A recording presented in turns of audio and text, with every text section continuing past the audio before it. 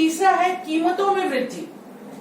यदि आपके पास रसद की एक सीमित मात्रा है, आपके पास रसद की एक सीमित मात्रा है, तो जिस समय युद्ध हुआ तो जितने भी खाने की चीजें थी, जितने भी कपड़े थे, जितने जूते चप्पल हुआ करते थे, जितने खाने के अनाज थे, अधिक से अधिक संख्या में देश ने उठा के किसको दे दिया? सैनिकों को। अधिक से अधिक संख्या में देश ने उठा के किसको दे दिया? सैनिकों को। तो बचा सामान कम, और जब सामान कम बचा तो जो बेचने वाले थे वो सामान्य लोगों को क्या किए? कीमत बढ़ा कर दिए। सामान्य लोगों को क्या किया? उन्होंने कीमत बढ़ा दिया, तो कीमतों में वृद्धि हुई। सामान्य जनता के लिए ये तकलीफ की स्थिति थी। सामान्य जनता के लिए ये बहुत बड़ी तकलीफ की स्थिति थी कि उनको जो जरूरी सामान था, जो रोजमर्रा की चीजें थी, उनकी कीमतें बहुत बढ़ गई। उसके बाद आता है कारखानों का उपयोग। जन सामान्य के लिए, चाहे वो शक्कर हो, चाहे वो कपड़ा हो, चाहे वो जूता चप्पल हो, जो भी अनाज बनता है, ये अनाज कारखानों में तैयार होता है, आपकी उपज में तैयार होता है। लेकिन लोगों ने अपने फायदे के लिए, लोगों ने अपने लाभ को देखकर कारखानों में अधिक से अधिक संख्या में युद्ध में उपयोग होने वाली वस्तुएं बनाना शुरू कर दिया। युद्ध में होने वाली उपयोग होने वाली वस्तुएं बनाए, क्या सोच के? क्योंकि युद्ध तो होगा, और युद्ध होगा तो हमारी चीजें ज्यादा बिकेंगी, और ज्यादा बिकेंगी तो हमको ज्यादा फायदा होगा। ऐसी स्थिति में कारखानों का उपयोग किया गया, किसके लिए? युद्ध सामग्री बनाने के लिए। युद्ध सामग्री के लिए बहुत अधिक कारखानों का उपयोग किया। उसकी वजह से जो दैनिक आवश्यकता की चीजें थी वो कम हो गई। कम होने के साथ ही साथ उनकी कीमतें भी बढ़ी, जो कि जन सामान्य के लिए बहुत दुखद स्थिति थी। ऐसी स्थिति में प्रथम विश्व युद्ध के प्रति उनकी हालत बहुत खराब हुई। उसके बाद में यहाँ पर एक और चीज देखने के लिए मिलेगा कि जब उद्योगपति थे जो कि अस्त्र शस्त्र बनाए, जिन्होंने अस्त्र शस्त्र बेचा, जिन्होंने अधिक से अधिक संख्या में इनका उपयोग किया, उन्होंने मजदूरी भी बढ़ाई। वहां जो काम करने वाले मजदूर थे उनकी मजदूरी नहीं बढ़ाई, उन्होंने सिर्फ पैसा देखा, जितना अधिक पैसा। अब ये स्थिति क्या होगी? मजदूरों का आंदोलन। क्या हो जाएगा? मजदूरों का आंदोलन।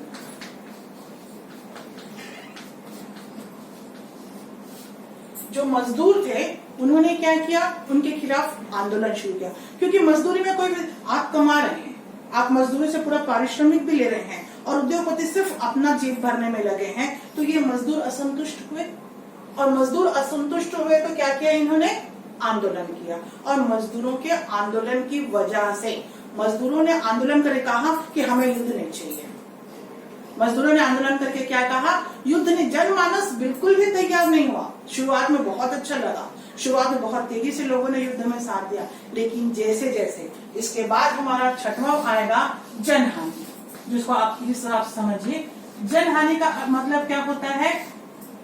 व्यक्तियों की हानि। शुरुआत में हर परिवार से इतना उग्र किया गया युद्ध को कि युद्ध होगा तो हमारा राष्ट्र आगे बढ़ेगा, युद्ध होगा तो हम आगे बढ़ेंगे, हम विकास करेंगे। विकास को लोगों ने माना, विकास मतलब हमारा राज्य आगे हो, और इसके लिए दूसरे को मारने में किसी प्रकार के उनके अंदर सारी नैतिकता खत्म हो गई थी। और उस स्थिति में क्या हुआ? हर परिवार के लोग जाके किसमें शामिल हो गए?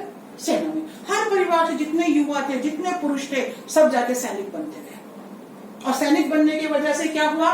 उनको भोजन भी मिला गया। लेकिन जब लौट के आए तो कोई विकलांग आया, तो किसी के यहाँ कोई आया ही नहीं। ये स्थिति बनी, लोगों की हानि, क्योंकि सेना में क्या हुए? वे मारे गए। तो जब वो सेना में मारे गए तो बाकी लोगों का मन क्या करेगा? और युद्ध में जाने का मन करेगा। हमने 14 से 18 तक प्रथम विश्व देखा है, लेकिन आखिरी के एक वर्ष 1917 में लोगों के मन में युद्ध के प्रति समाप्त हो गया था। युद्ध के प्रति आकर्षण बिल्कुल समाप्त हो गया था। उन्हें समझ में आने लगा था कि युद्ध में बहुत अधिक हानि हो रही है, युद्ध में इतनी हानि हो रही है कि उनका परिवार समाप्त हो रहा है। धीरे धीरे उनके मन में लोकतंत्र की भावना आई। जनहानि हुआ, और जनहानि के साथ शुरू हुआ लोकतंत्र की मांग।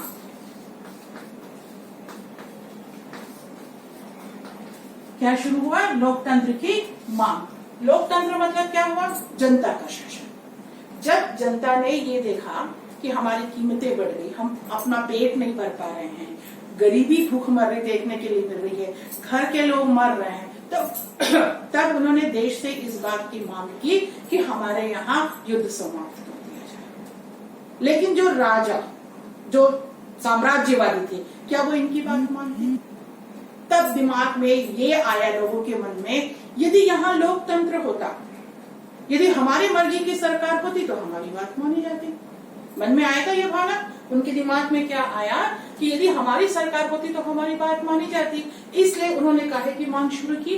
लोकतंत्र की मांग। और यही एक वजह थी कि जब प्रथम विश्व युद्ध समाप्त हुआ तो जितने बड़े बड़े साम्राज्य थे सबका अंत हुआ और सब जगह में लोकतंत्र की शुरुआत हुई। सब स्थानों पर लोकतंत्र जो था वो माना जाने लगा।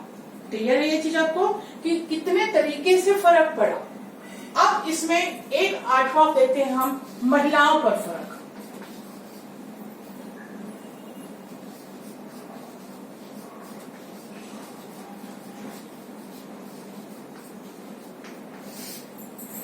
प्रथम विश्व युद्ध का महिलाओं पर क्या और कैसे फर्क पड़ा। हमने ये देखा, युद्ध के उन्माद से प्रत्येक घर से पुरुष सेना में शामिल हो गए।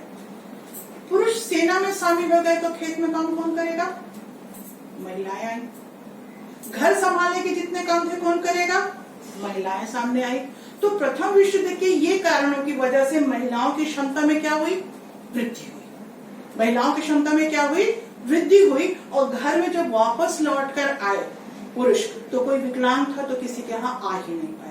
ऐसी स्थिति में महिलाओं ने मांग की अपने देश से कि जब लोकतंत्र स्थापित होगा तो हमें वोट देने का अधिकार मिलेगा। जनतंत्र स्थापित होगा, लोकतंत्र स्थापित होगा, तो सिर्फ पहले क्या था? पुरुषों को अधिकार था वोट डालने का, महिलाओं को नहीं था। तो ये मांग की गई कि हमें महिलाओं को अधिकार दिया जाए लोकतंत्र में कि हम वोट डाल सके, हम अपनी सरकार चुन सके। क्योंकि सबसे ज्यादा भुगतान कौन कर रही थी? महिलाएं। घर भी संभाल रही थी, गरीबी भी देख रही थी, बाहर भी संभाल रही थी, क्योंकि युद्ध पे चले गए थे पुरुष। तो शुरुआत में इनकी वजह से शुरुआत की गई, कुछ सीमित महिलाओं को ब्रिटेन में दिया गया और धीरे धीरे करके 30% जो संपत्तिवान थी, अगर आपको देखें तो शुरुआत में एक साथ इनकी मांगों के आधार पर सभी को नहीं दिया गया। क्या किया गया? कुछ सीमित 30% वो महिलाएं जो एक निश्चित मात्रा में संपत्ति की मालकिन थी उनको दिया, लेकिन धीरे धीरे उनको सार्वजनिक कर दिया गया। तो यहाँ पर हम देख रहे हैं विश्व युद्ध का कितना विकराल प्रभाव पड़ा था जनमानस में। आपस में युद्ध हो गया कि तुम अलग राष्ट्र चाहते हो तो तुम्हारे हमारी लड़ाई हो गई। तो आपस में लूटपाट बहुत हुआ। भाई गरीबी है तो लूटपाट तो होगा। हर कोई कहीं ना कहीं से चुरा के, कहीं ना कहीं से सामान लाके क्या करने लगा? अपना घर भरने लगा, अपना पेट भरने लगा। ऐसी स्थिति में आंतरिक कलह की भावना आई। आंतरिक कलह, देश के अंदर आंतरिक कलह, और यही कलह की भावना 1917 के आते आते विश्व युद्ध के विरुद्ध चली गई। हर देश की जनता मांग करने लगी कि हमको युद्ध नहीं चाहिए। जो शुरुआत में उसने मांग किया अति राष्ट्रीयता में कि हमको युद्ध चाहिए, हमारा युद्ध होना चाहिए, उसने धीरे से क्या किया? हमको युद्ध नहीं चाहिए, हम किसी भी प्रकार से युद्ध नहीं चाहते हैं। ये उनके दिमाग में क्लियर आ गया था। अब जनमानस के बाद आयात में कमी आई, सामान खत्म हुए, जितने चीजें बाहर से आती थी वो नहीं आई, तो आपकी आर्थिक प्रगति भी रुक गई, आपकी आवश्यकता की चीजें भी खत्म हो गई। और जो कम चीजें बची, क्योंकि अधिकांशतः कीमत में वृद्धि क्यों हो गई? क्योंकि सब सामान को उठा के आपने सेना में ले गए। आप जितना रसद था सेना को दे दिए, जितनी आवश्यक। साथ ही साथ जो देश विकास के लिए खर्च करता था उसका अधिकांश पैसा कहाँ चला गया? सेना के विकास के लिए, कि सेना की भर्ती करो, सेना को तनख्वाह दो, सेना को खाना दो, गोला बारूद खरीदो। तो इन चीजों की वजह से कीमतों में क्या आई? वृद्धि हुई। क्योंकि जो वास्तविक आवश्यकता की चीजें थी वो कहाँ जाएगी? ये सारी बातें मिलकर 1917 के आते आते दिमाग में ये घर कर गया उनके कि किसी भी तरीके से हमें युद्ध नहीं चाहिए। और उसके बाद मांग बढ़ी लोकतंत्र की। उन्होंने जब कहा कि हमें युद्ध नहीं चाहिए तो कोई भी मानने को देश के जो सैनिक थे वो तैयार नहीं हुए, जो सत्तावान थे वो तैयार नहीं हुए। और जब सत्तावान तैयार नहीं हुए तो इन स्थितियों में उन्होंने कहा कि यदि हमारी चुनी हुई सरकार होती तो शायद मानती। तो लोकतंत्र की मांग हुई। जनहानि हुआ और महिलाओं ने को अपनी शक्ति का एहसास हुआ कि वो घर भी संभालती हैं, वो बाहर भी संभालती हैं, और इसीलिए उन्होंने ये मांग की कि हमें वोट देने का अधिकार दिया जाए, जिसमें शुरुआत में उन्हें 30% दिया गया और उसके बाद में क्या हुआ, उसे बढ़ाकर पूरा किया गया।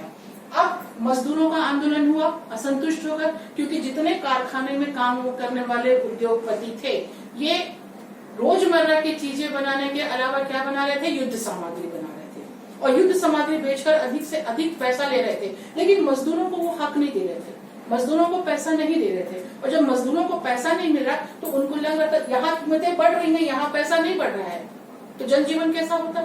तो इसीलिए इन्होंने क्या किया, फिर युद्ध समाप्ति की और अपने कदम बढ़ाए। उन्होंने कहा कि हमें युद्ध नहीं चलेंगे। तो ये प्रथम विश्व युद्ध का प्रभाव था, जो कि विश्व युद्ध के कारण उस देश में रहने वाले जितने भी देश ने भाग लिया, यूरोप के तकरीबन सारे देशों ने भाग लिया था। यहाँ पर मैं आपको बता दूं भारत पर इसका क्या प्रभाव पड़ा। एक और चीज आप देख लीजिए, भारत पर प्रभाव जो हमारे लिए जरूरी है।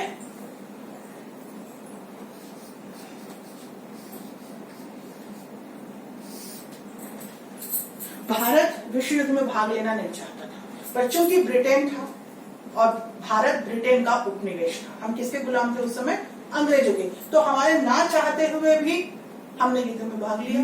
हमारे यहाँ से सेना गई, हमारे यहाँ की रसद सामग्री गई, हमारे यहाँ के संसाधन उन्होंने उपयोग किए, हमारे यहाँ के सारे संसाधन उन्होंने उपयोग किए प्रथम विश्व युद्ध में। किसने, ब्रिटेन ने। अब उसी समय हम देख रहे हैं 1914 से 18 के बीच की स्थिति प्रथम विश्व युद्ध, जबकि आपको ये मालूम है हमारा स्वतंत्रता संग्राम शुरू हो गया था 1857 में। अगर आपको नहीं मालूम तो स्पष्ट कर दूं, भारत का प्रथम स्वतंत्रता संग्राम 1857 में शुरू हुआ था। उसके बाद गांधी जी के आने के बाद फिर से शुरू हुआ। तो 1914 में जब ब्रिटेन ने भारत को प्रथम विश्व युद्ध में झोंक दिया, तो भारत में जितने भी आंदोलन थे वो तेजी से आगे बढ़े, क्योंकि हमारे सैनिकों को आगे ले गए। यहाँ के जितने संसाधन थे जो हमारे देश के लिए आवश्यक थे, जो हमारे जीने के लिए आवश्यक थे, आपने सारा उठा के झोंक दिया वहां पे, तो भारत की स्थिति कमजोर हो गई। तो भारत पर भी प्रभाव पड़ा, भारत के लोगों पर प्रभाव पड़ा, भारत के सैनिकों पर प्रभाव पड़ा, भारत के संसाधनों पर प्रभाव पड़ा। तो हमने क्या किया, अपने स्वतंत्रता की मांग बढ़ा, क्योंकि स्वतंत्रता जरूरी है, जब तक हम स्वतंत्र नहीं होते ये हमारा संसाधन का उपयोग कर रहे थे। तो प्रथम विश्व युद्ध का प्रभाव क्या हुआ, भारत पर। अब आप एक चीज समझिए, इतने प्रभाव पड़े, ठीक है। 1918 में जब युद्ध समाप्ति की घोषणा की गई जर्मनी की हार के बाद में, तो आप ये समझिए क्या इतना आसान रहा होगा। एक तरफ ब्रिटेन है, फ्रांस है, अमेरिका है, इटली है, तो दूसरी तरफ जर्मनी है, ऑस्ट्रेलिया है, तुर्क है, ये सारी चीजें थी। दो भागों में बांटकर युद्ध किए थे, और जब युद्ध समाप्त हुआ तो आपस में बहुत सारे शांति समझौते किए गए। शांति समझौता नाम इसलिए दिया गया कि आपस में शांति स्थापित की जाए, कुछ ऐसी शर्तें जो एक दूसरे से बांधी जाए। तो यहाँ पर शांति समझौता तुर्क साम्राज्य के साथ हुआ, बेल्जियम के साथ भी हुआ, जर्मनी के साथ भी हुआ। ये आप देखिए, इन सारे समझौतों में सबसे महत्वपूर्ण जो हुआ वो कहलाता है वर्साई की संधि या वर्साई का समझौता। संधि कहते हैं, समझौता नहीं कहते। संधि का पहले अर्थ समझ लीजिए, आपने विज्ञान की भाषा में भी पढ़ा होगा, संधि कहते हैं जोड़ने को। आप हड्डियों की संधि पढ़ते हैं, संधि का मतलब, आप शब्दों की संधि और समास पढ़ते हैं हिंदी में, तो संधि का सीधा सा अर्थ होता है जोड़ना।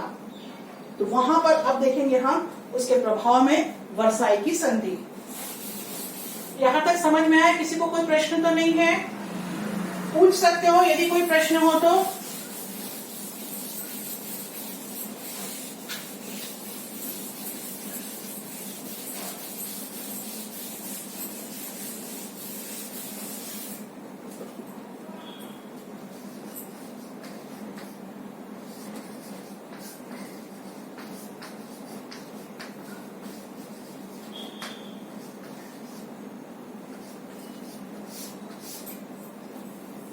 वर्साई की संधि 1919।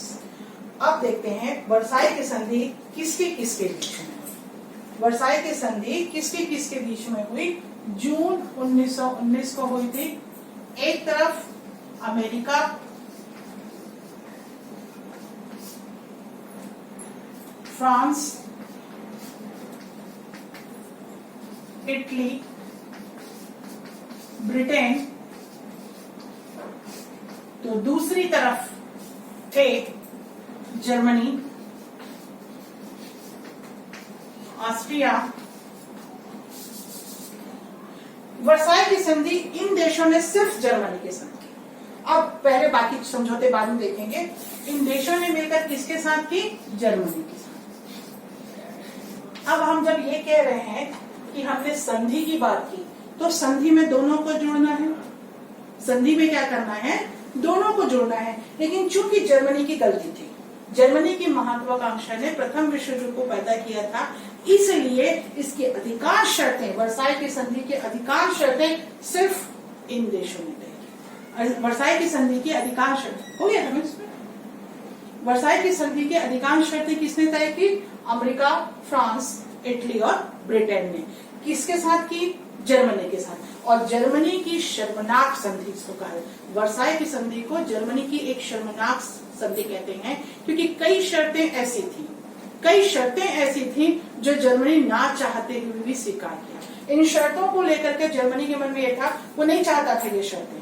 तो उस समय इन देशों ने मिलकर कहा, यदि ये शर्तें नहीं मानते तो हम सब मिलकर जर्मनी पर आक्रमण कर देंगे।